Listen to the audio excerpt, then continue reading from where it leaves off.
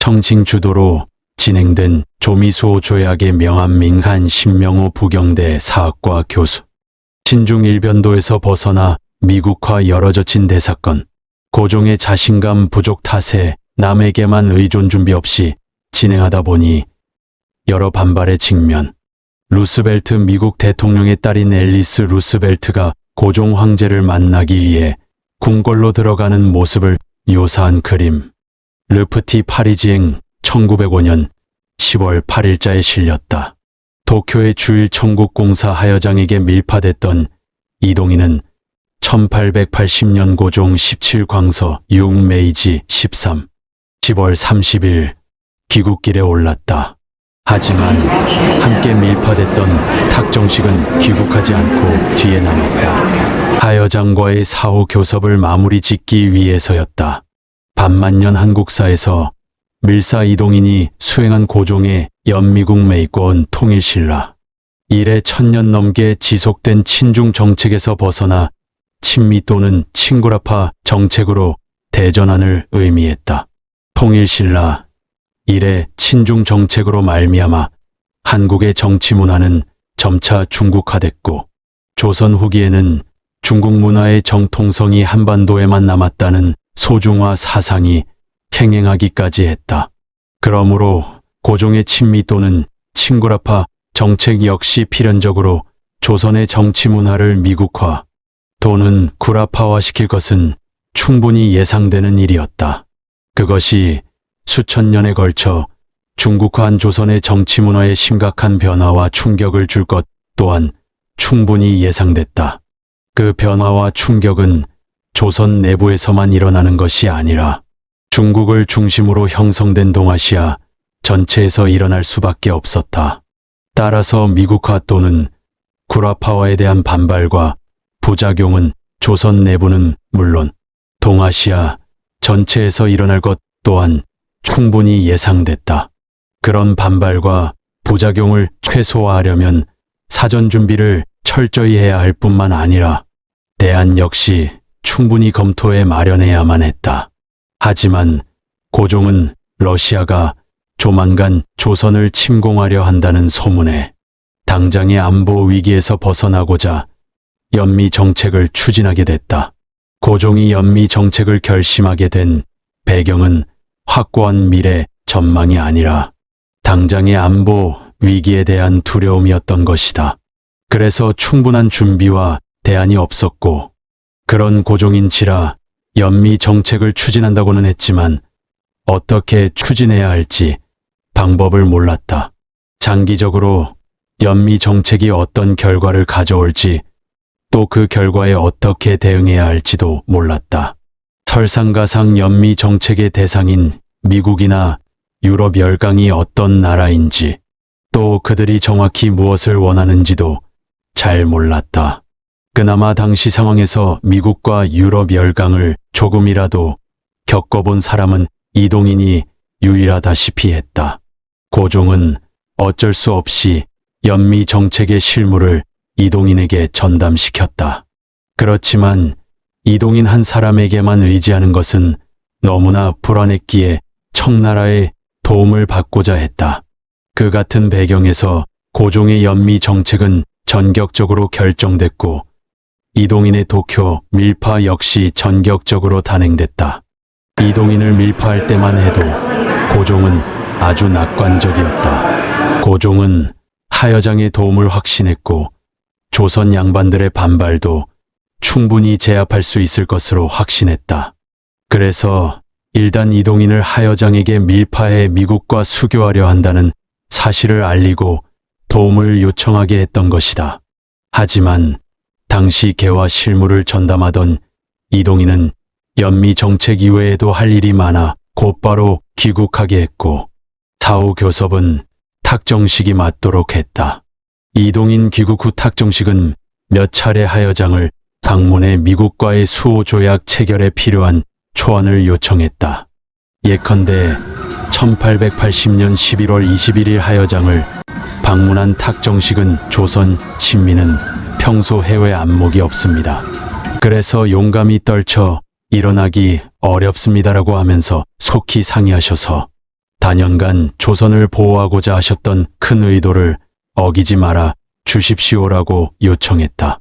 하여장이 보낸 조선 책략에 따라 고종이 연미 정책을 추진하게는 됐지만 경험이 없어 어떻게 해야 할지 모르니 중국 측에서 그 초안까지도 마련해달라는 뜻이었다. 탁정식의 요청은 불감청 고소원, 고종 황제 왼쪽 가운데가 1918년 1월 15일 창덕궁 선원전 선대왕의 어진을 모신 곳에 예를 올리기 위해 침소인 덕수궁 함령전을 나서고 있다. 오른편 무리의 중심부에서 살짝 고개를 숙인 채 정면을 보고 있는 사람은 영친왕. 이미 하여장은 이동인을 통해 조선의 연미 추진을 통고받고 곧바로 주지조선 외교의 주칠 저시엠와의 저의를 작성했었다.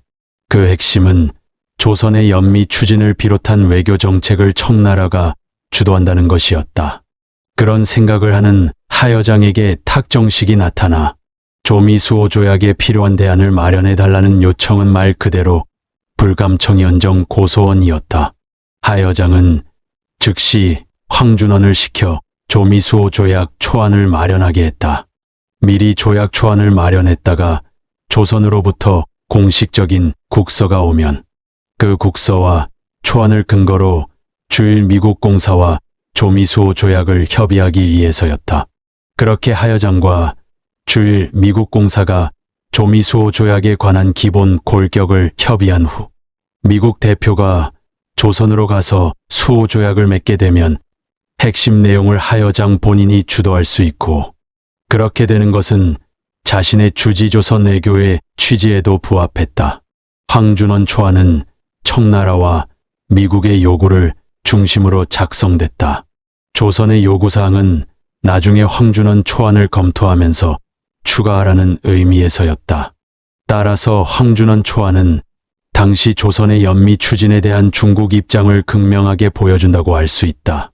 황준원 초안에서 중국 입장을 압축적으로 보여주는 조항은 제1조의 조선은 중국의 명령을 받들어 미국과 수호 조약을 체결한다였다. 이 조항은 하여장이 주지조선 외교위에서 제시했던 두 번째 방안, 즉 조선이 서구열강과 체결하는 조약문 중에 이에 조선은 중국 정부의 명령을 받들어 5국가와 수호 조약을 체결하고자 합니다를 그대로 이용한 것이었다. 주지조선 외교위와 황준원 초안에서 공의 조선은 중국의 명령을 받들어라는 내용을 첨가해야 한다고 주장한 이유는 간단했다. 조선이 중국의 속방임을 만천하에 알림으로써 조선에 대한 중국의 종주권을 공식화하려는 것이었다. 당시 청나라의 조공국은 조선이 유일하다시피 했다. 그런데 그 조선마저 자주독립국으로 떨어져 나가면 청나라 패권 질서가 완전히 와해되므로 그렇게 되지 않으려 속방 내용을 반드시 넣으려 했던 것이다. 청나라가 동아시아 패권 국가이자 최고 국가라고 하는 중국인들의 자존심을 지키기 위한 마지막 몸부림이나 같았다. 김홍집이 가져온 조선 책략을 보고 전격적으로 연미 추진을 결심했던 고종의 최초 구상은 다음과 같았다. 먼저 이동인을 하여장에게 밀파해 미국과 수호하려는 자신의 뜻을 알린다. 이어서 조정 중신들의 이름으로 미국과 수호 조약을 요청하는 국서를 작성해 탁정식에게 보내 사후교섭을 마무리하게 한다. 그러면 하여장이 조선의 국서를 근거로 일본 주재 미국 공사와 협의하고 뒤이어 미국 대표가 조선으로 와서 수호 조약을 체결한다. 그 같은 구상은 기왕의 친중 정책에서 친미 정책의 전환에 따른 청나라의 반발을 최소화하고 동시에 국내 양반들의 반발을 최소화하려는 의도에서 나왔다고 할 수 있다. 즉 조약 초안을 하여장에게 부탁하는 것은 청나라의 반발을 최소화하기 위한 조치이고 조정 중신 명의의 국서를 작성하는 것은 국내 양반들의 반발을 최소화하려는 조치였던 것이다. 그 정도 조치로 중국과 조선 양반들의 반발을 무마할 수 있을 것으로 예상했다는 점에서 당시 연미 정책을 추진하던 고종은 상당히 낙관적인 입장이었다고 할 수 있다. 탁정식의 요청에 하여장이 곧바로 황준원을 시켜 초안을 작성하게 했다는 점에서 중국의 반발을 무마하려던 고종의 시도는 성공적이었다고 볼 수 있다. 하지만 조정 중신 명의의 국서를 작성해 국내 양반들의 반발을 최소화하려는 시도는 성공하지 못했다. 조정 중신들이 협조하지 않았기 때문이었다.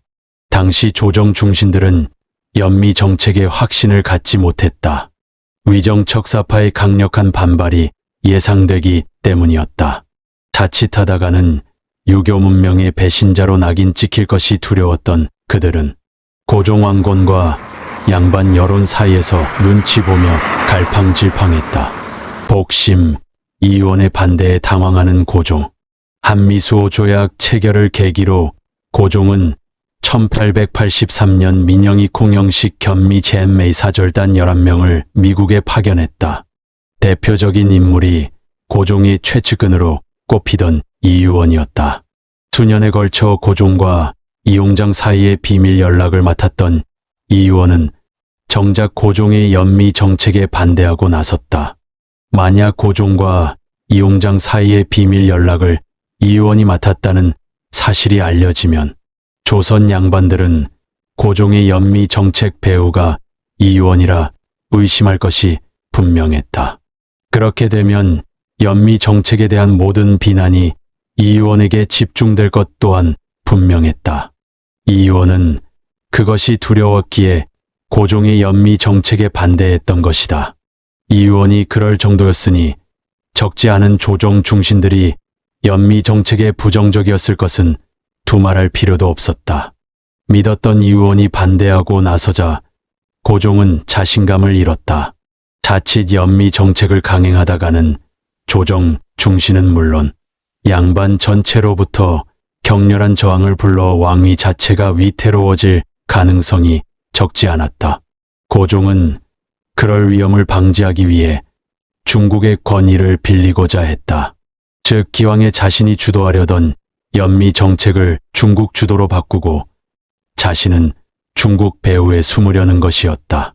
그에 따라 고종은 조정 중신 명의의 국서를 작성하지 못하고 대신 김홍집 명의의 편지를 작성해 하여장에게 보냈다. 1880년 9월 16일에 작성된 김홍집 편지는 11월 24일 탁정식을 통해 하여장에게 전달됐다. 그 편지에서 김홍집은 비록 현재 조선의 논의가 깨우쳤다고는 할 수 없지만 예전과 같지는 않으니 큰 깨우침 다호일 내려주신다면 받들어 행하겠습니다라고 했다. 이 같은 언급은 기왕의 탁정식이 초안을 요구하면서 했던 말, 즉 조선 책략에 따라 고종이 연미 정책을 추진하게 됐다는 언급과는 전혀 달랐다. 탁정식의 언급은 조선이 이미 미국과의 수호 통상을 결정했지만 그 방법을 몰라 도움을 요청한다는 뜻이라 할 수 있음에 비해 김홍집의 서한은 미국과 수호 통상이 아직 결정되지 않았다는 뜻이라 할 수 있었다. 하여장은 왜 그렇게 됐는지 물었다. 그러자 탁정식은 대답하기를 고종이 조정 중신 몇몇과 연미를 결정하기는 했지만 이의원을 꺼려서 공개하지 못하는 상황인데 만약 중국 황제가 권유ჩen유한다면 공개적으로 추진할 수 있을 것이라 했다. 이 같은 탁정식의 언급으로 본다면 당시 고종은 예상치 않게 이의원이 반대하자 중국 황제의 권위를 빌려 조선 양반들의 반발을 무마하고자 했음을 알 수 있다. 김홍집 서한은 하여장으로 하여금 고종의 입장과 뜻을 해명하기 위해 쓰였던 것이다. 이에 따라 고종의 연미 정책은 처음과는 전혀 다르게 추진됐다. 처음에는 하여장의 도움을 받아 주일 미국 공사와 일본에서 협의하는 것으로 했지만 이제는 중국 황제의 도움을 받아 중국에서 협의하는 것으로 하게 됐던 것이다.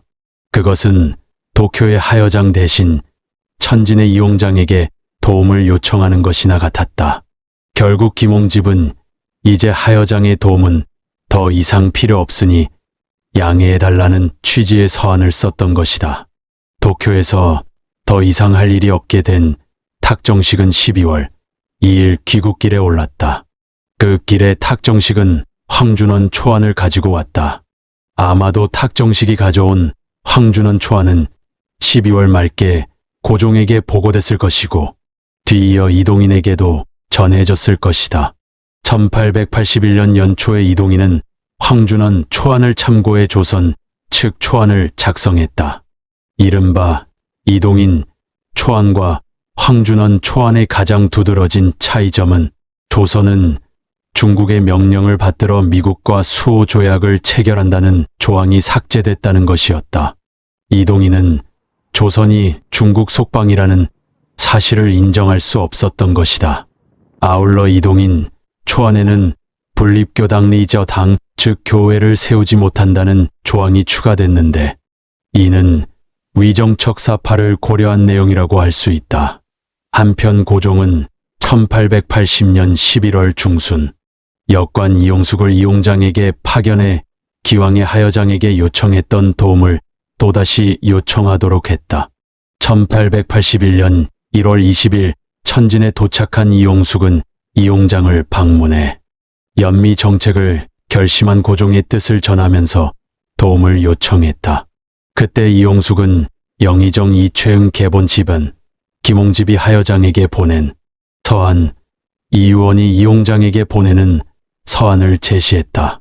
영의정 이최응 계본은 미국과의 수호 통상을 요청하는 영의정 이최응의 계본으로서 이는 고종이 영의정의 요청에 따라 미국과의 수호 통상을 결심했음을 증명하고자 제시됐다. 결국 영의정 이최응 계본은 미국과의 수호 통상을 추진하는 고종을 신뢰하고 도와달라는 의미에서 제시됐다고 할 수 있다.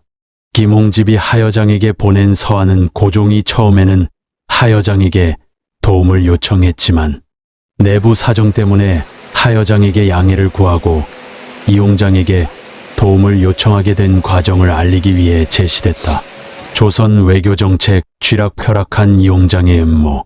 마지막으로 이유원이 이용장에게 보내는 서한은 연미 정책에 반대하는 이유원의 입장을 알리고 그 같은 이유원을 설득해달라는 취지에서 제시됐다. 요컨대 고종이 역관 이용숙을 이용장에게 보낸 이유는 이유원 때문에 연미 정책을 공식화하지 못하는 자신의 입장을 설명하면서 중국 황제 또는 이용장의 권위로 이유원을 비롯한 반대론자들을 제압해달라고 요청하기 위해서였던 것이다. 이용숙과의 회담 그리고 이용숙이 제시한 문서들을 통해 이용장은 고종의 입장과 요청을 정확하게 이해했다. 이용장은 하여장과 마찬가지로 적극적으로 화답했다. 이후 조선과 미국의 수호 통상 조약은 이용장 주도로 천진에서 추진됐다. 먼저 이용장은 광서 황제에게 주청의 황제의 이름 아니면 총리하문의 이름으로 조선에 공문을 보내 미국과의 통상 외교를 권고하도록 요청하면서 향후 조선 관련 외교와 통상 사무를 기왕의 예보 대신 북양하문에서 관장할 수 있게 해달라고 요청했다. 이 요청에 따라 광서 황제는 총리하문 명의의 권고문을 조선에 보내게 하면서 향후 조선 관련 외교와 통상 사무는 이용장이 주관하도록 했다. 한편 이용장은 이유원에게 편지를 보내 조미수호 조약의 필요성을 언급하면서 반대하지 말라 권고했다. 또한 이용장은 자신의 측근 참모인 마건충에게 조미수호 조약에 참조할 초안을 작성하게 했다. 37세의 마건충은 프랑스에서 3년간 정치외교학을 전공한 인물로 당시 중국인 중에서는 서구열강을 가장 잘 아는 인물로 손꼽혔다. 이용장 명령에 따라 마건충은 총 10개의 조항으로 된 대의조선여가 국통상약장다엔이 저시엔이 그 고통상유회장을 작성했다. 조선이 각국과 통상조약을 맺을 때 필요한 초안을 대신 마련함이라는 뜻이었다. 이 약장은 향후 이용장이 조미수호 조약을 추진할 때 주요 참고자료가 됐다. 마건충의 약장은 통상 관련 조항이 대부분이지만 그 중에는 조선이 중국의 속방임을 암시하는 구절도 있었다.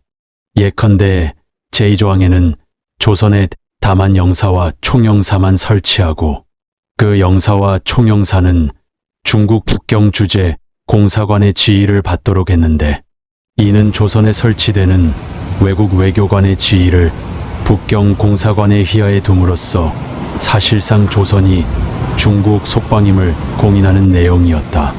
또한 제9조항에선 조약문을 한국어, 외국어, 중국어로 작성하되 중국어 조약문을 정본으로 한다고 했는데, 이 또한 조선이 중국 속방임을 공인하는 내용이었다.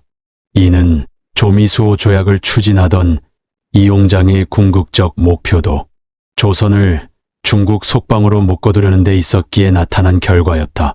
준비를 마친 이용장은 마건충의 약장을 비롯한 관련 자료를 고종에게 보냈다. 추가할 내용 또는 수정할 내용이 있으면 추가하거나 수정하라는 뜻이었다. 이어서 이용장은 조선이 수호 통상을 희망한다는 사실을 미국 측에 알렸다. 이에 따라 미국의 전권대표 슈펠트가 1881년 5월 천진에 와서 이용장과 회담했다. 슈펠트는 1867년 고종사 제너럴 셔머노 사건을 조사하기 위해 조선에 왔던 해군 제독으로 조선과 인연이 깊은 인물이었다. 이용장을 통해 조선 측 전 권대표가 조만간 천진으로 올 것이라는 소식을 들은 슈펠트는 천진에서 대기했다. 슈펠트는 조선에 미국의 조약 체결 의사를 전달해 줄 것을 요청하고 증거물로 국무성에서 발급한 문서를 제시했다. 이용장은 천진을 방문한 조선의 고위관리에게 이미 자신이 조약 체결을 설득했으며 조선 정부에도 서한을 보냈다고 하면서 미국이 원하는 대로 될 것이라고 자신 있게 말했다. 물론 이런 언급은 지난 1월에 있었던 이용숙과의 회담 때문이라고 할 수 있다. 고종은 천진에 파견되는 영선사를 이용해 조미수호 조약을 추진하고자 했다. 최초의 영선사 조용호와 수행인원 및 경비는 1881년 2월 27일 확정됐고 준비가 끝나는 4월 11일에 출발하기로 결정됐다. 그런데 당시 조선에서는 위정척사 운동이 격렬하게 진행 중이었다. 그 과정에서 영선사는 위정척사파의 표적이 됐다. 결국 조용호를 영선사로 한 사절은 파견되지 못했다. 고종은 위정척사 운동이 잠시 수그러들 때까지 기다렸다. 이른바 이재선 영모 사건이 일단락된 9월 26일에야 김윤식을 영선사로 한 사절 80여 명이 파견됐다. 영선사에는 기술을 배우기 위해 선발된 38명의 학생들이 포함됐다. 양반들은 기술을 배우지 않았으므로 학생들은 천민 기술자들이었고 통역을 위해 중인 출신 학생이 몇몇 있었다. 미국 원하는 대로 될 것이외다. 11월 17일 영선사 김윤식 일행은 북경에 도착했다. 그곳에서 청나라 예부의 자문을 접수한 후 김윤식은 이용장을 만나기 위해 보정으로 출발했다. 공식적으로는 학생들 교육 문제를 협의하기 위해서였지만 실제는 미국과의 수교 문제를 협의하기 위해서였다. 김윤식은 수교 통상에 필요한 3종류의 초안, 즉 황준원 초안, 이동인 초안 그리고 마건충 약장을 휴대하고 있었다. 11월 27일 보정에 도착한 김윤식은 다음 날 이용장을 만났다. 이후 김윤식은 보정과 천진에서 이용장과 회담했다. 회담 장소가 보정과 천진 두 곳으로 된 이유는 이용장이 지계 총독과 북양 대신을 겸임했기 때문이었다. 김윤식은 이용장을 따라 보정에도 가고 천진에도 가야 했는데 그 과정에서 총 7차례에 걸쳐 회담했다. 그 중에서 가장 중요한 회담은 12월 26일 보정부에서의 회담이었다. 김윤식이 남긴 기록에 따르면 둘 사이에 필담비 단이 오갔는데 주로 조선의 속방 여부가 토론됐다. 당시 이용장의 주요 관심이 조선의 속방 여부였기 때문이었다. 김윤식 삼가, 세계의 초안왕준원 초안, 이동인 초안, 마건충 약장과 더불어 강화도 조약 등본을 가져왔는데 보시겠습니까? 이용장 보여주십시오. 김윤식, 여기 급하게 베낀 사본을 올려드립니다. 이용장 이동인 초안은 말뜻이 너무 간단해 미국 대표가 동의하지 않을 듯합니다. 예컨대 외교관 파견과 통상장정은 5년 후에 다시 논의한다는 제7조는 더욱 힘들 듯합니다. 반드시 조약 첫머리에 한 조항 대의를 첨부해 이르기를 조선은 오래도록 중국의 속방이었으나 외교와 내정은 모두 자유로이 해왔다고 해도 다른 나라에서 보고 문제 삼지 않을 것입니다. 당신은 어떻게 생각하십니까? 김윤식 비록 초안 3개가 있었지만 조정에서 해람시키지 않아 편리한지 아닌지를 모릅니다. 그래서 이것으로 여쭈어 훗날 큰 후회에 이르지 않으려 합니다. 이것이 과군과 준고종의 뜻입니다. 외교관 파견과 통상은 미국이 굳게 주장하면 또한 예외의 일이 아니니 끝내 거절하기는 어려울 듯합니다. 다만 일본과 강화도 조약을 맺을 때 그것이 처음이라 일마다 서로 대립했습니다. 지금은 조금 달라지기는 했지만 일본 공사가 한양에 주재하는 것은 지금도 허락하지 않았습니다. 다만 저들은 스스로 이를 핑계하며 와서 머물 뿐입니다. 내년 봄에 조정에서 누구를 전권대표로 보낼지 모르지만 그때 조정의 명령을 받들어야 하니 지금은 답하기 어렵습니다. 다만 조선이 중국에 대하여는 속국이고 다른 나라에 대해서는 자주국가라는 것은 명분도 바르고 말도 발음으로 일과 이치에 모두 편리합니다. 조약 중에 이 한 조항을 첨부하는 것이 아주 좋을 듯합니다. 김윤식, 음청사인 징실, 고종 18년 1881 12월 26일 김윤식과의 회담에서 속방 문제를 결정지은 이용장은 곧바로 슈펠트와 조약문 협상에 들어갔다. 1882년 2월 7일 이용장과 슈펠트는 천진에서 1차 회담을 가졌다. 예비회담의 성격을 가진 1차 회담에서는 특별한 논의 없이 상호 간 전권 자격을 확인하는 것으로 마무리됐다. 조선은 중국에 대해서만 속방일 뿐이다. 1882년 조미수호 조약 체결 당시 미국 측 대표였던 슈펠트 제독. 1882년 조미수호 조약 체결 당시 조선 측 대표였던 신원 전권대사. 예비회담 이후 이용장은 본회담에 대비하기 위해 조미수호 조약 초안을 마련했다. 이용장 초안이라 불리는 그 안은 황준원 초안, 이동인 초안, 마건충 약장을 참조해 마련됐으며 총 10개 조항이었다. 이용장은 그 외 초안에 대의조선여미, 국수호 통상조약 따이니 저시엔 일메이꼬시오하오 통상条约이라는 이름을 붙였는데 조선과 미국의 수호 통상조약을 대신 마련함이라는 뜻이었다. 이용장 초안의 핵심은 제1조에 있었으며 그 내용은 조선은 중국 속방이지만 내정과 외교는 자주로 했다는 구절이었다. 황준원 초안, 마건충 약장 그리고 이용장 초안에 이르기까지 초지일관 중국의 입장은 조선을 속방으로 묶어두려는 데 있었고 그것이 각각의 초안에 노골적으로 명문화됐던 것이다. 이용장은 슈펠트와의 본회담을 앞두고 측근을 보내 조선은 중국 속방이지만 내정과 외교는 자주하여 왔다는 구절을 반드시 넣어야 한다고 주장했다. 혹시 몰라 예비 공작을 한 것이었다. 하지만 총 10조로 된 미국 측 초안에는 속방 조항이 없었다. 미국 측 초안은 강화도 조약문을 참조했기 때문이었다. 이에 따라 이용장과 슈펠트 사이의 조약문 담판에서 핵심은 속방 구절을 넣을 것인지 아니면 삭제해야 할 것인지가 핵심이었다. 이용장은 조선은 오래전부터 중국 속방이었으며 그 사실을 고종도 인정했다는 점을 들어 조약문에 넣어야 한다고 주장했다.